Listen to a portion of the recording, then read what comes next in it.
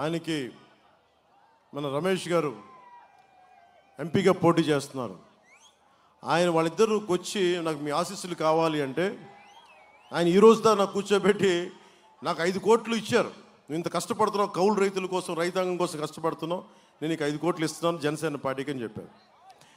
అలాంటిది పంచకర్ల రమేష్ గారికి, అనకాపల్లి ఎంపీగా పోటీ చేస్తున్న సీఎం రమేష్ గారికి ఆయన ఫోటోలు ఇస్తే చీఫ్ మనకి ప్రభుత్వ సలహాదారు సజ్జల రామకృష్ణారెడ్డి చాలా బాధపడిపోతున్నారు.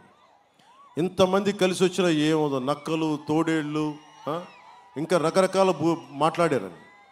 సజ్జల రామకృష్ణారెడ్డి గారు ఒకటే చెప్తున్నారు, సింహాలు సింగిల్గా వస్తాయని మీరు ఎక్కువ మాట్లాడుతున్నారు.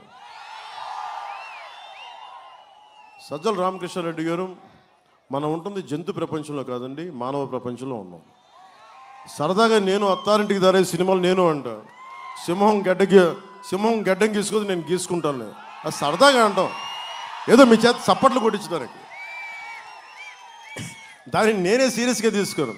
అలాంటిది సజ్జల రామకృష్ణారెడ్డి గారు కళ్ళజోడు పెట్టుకుని హుందాగా సింహం సింగిల్గా వస్తుంది, ఒంటెలు, తోడేళ్ళు, హైనాలు ఇలాంటివన్నీ గుంపుగా వస్తాయని మాట్లాడుతూ ఉంటే, సజ్జల రామకృష్ణారెడ్డి గారు నువ్వు చిరంజీవి గారి జోలికి రాకాయ పెద్ద మనిషి, అసలు రావు, తప్పదు. ఎందుకంటే అతను పద్మవిభూషణ్ బిరుదాంకితుడు. రజనీకాంత్ గారు కూడా దాదాసాహెబ్ ఫాల్కే అవార్డు గ్రహీత. మీ నైజం ఏంటంటే ఎవ్వరు కూడా ఎవరిని మెచ్చుకోకూడదు. ఉప్పాడలో ఉండే ఒక రైతు మన కూర్చో ఒక మత్స్యకారుడు నా బోటుకి వలలకి రాయితీ ఇవ్వలేదంటే వాళ్ళని బెదిరిస్తాం. దాదాసాహెబ్ ఫాల్కే అవార్డు గ్రహీత పాప ఆయన ఏదో కూర్చొని చంద్రబాబు గారి గురించి మాట్లాడితే ఆయన్ని తిడతాం. పద్మవిభూషణ్ చిరంజీవి గారిని తిడతాం. ఏం ఒళ్ళు కళ్ళు పైకి ఎక్కినాయా మీకు? అంత ఎక్కేసినాయా మీకు? సజ్జల రామకృష్ణారెడ్డి గారు మీకు ఒకటి చెప్తున్నా, 2-3 సార్లు నేను మాట్లాడితే మీకు ఆధిపత్య అహంకారం అంటే మీరు చాలా బాధపడ్డారు, నొచ్చుకున్నారు. ఆధిపత్యపు అహంకారం అంటే ఇదే సజ్జల రామకృష్ణారెడ్డి గారు. అందరూ మీకే పల్లకీలు మోయరండి. మీరు ఎవరి పల్లకీలు ఎవరు మోయరు. మేమందరం మోసేది ప్రజల్ని, మేము ఎక్కించి మేము బోయిలకి వెళ్తున్నాం. ఇక్కడ మేము మత్స్యకారుల్ని భుజాల మీద ఎక్కించుకుని వారి పల్లకీలు మోయడానికి మేము సిద్ధంగా ఉన్నాం. అణగారిన వర్గాల ప్రజల్ని భుజం మీదకి ఎక్కించుకుని పల్లకీలు మోస్తున్నాం.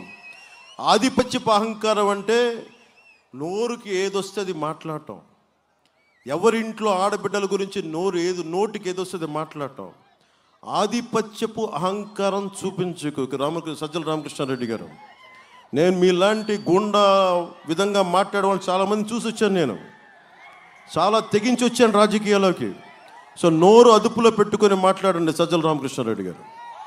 ముఖ్యంగా చిరంజీవి గారి గురించి అనేటప్పుడు ఒళ్ళు దగ్గర పెట్టుకుని మాట్లాడు.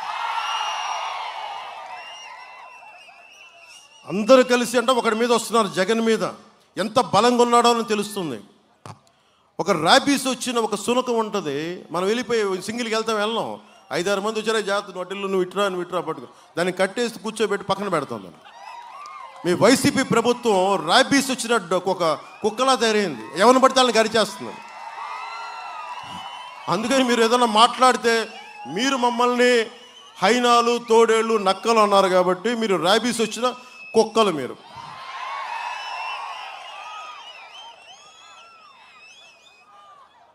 అందుకని మనస్ఫూర్తిగా సజ్జల రామకృష్ణారెడ్డి గారు ముఖ్యంగా అర్థం చేసుకున్న పెద్ద మనసుతోటి కొంచెం మాటలు నియంత్రించుకోండి. అందరికీ ఒకటే మాట చెప్తున్న సోదరులందరికీ, నేను మీ వాడినబ్బా, నేను మీ మనిషిని, మీ ఇంట్లో వాడిని. మీకోసం ఒక గొడ్డులో పనిచేస్తాను. నేను విదేశాలకు వెళ్తే ఎంత బలం ఉంటుందో తెలుసు, మీకు ఎంత అభిమానం ఉంటుందో తెలుసు. నేను ఇంతమంది చేత తిట్లు తినక్కర్లా, నా ఇంట్లో నా భార్య నేను అనిపించుకోకర్లా ఒక నీచుడి చేత. ఎందుకు అనిపించుకున్నానంటే ఇంత ప్రేమనిచ్చిన నా జీవితానికి, అరే నేను కూడా ఒక 5,000 రూపాయలు 10,000 రూపాయలతో బతికే ఉండేవాడిని నేను కూడా, మా నాన్నగారు లాగా.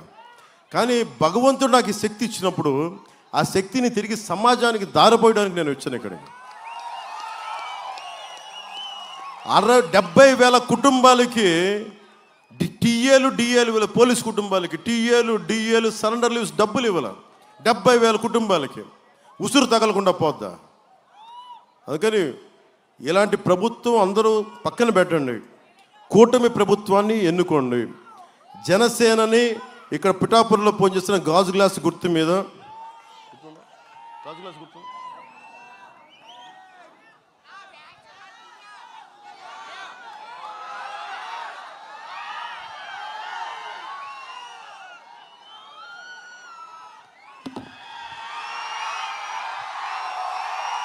పిఠాపురం పార్లమెంటుకి, పిఠాపురం మన కాకినాడ పార్లమెంటుకి, పిఠాపురం నియోజకవర్గానికి రెండింటికి గాజు గ్లాస్ గుర్తు. గాజు గ్లాస్ మీద గుద్దేయండి, కూటమిని గెలిపించండి.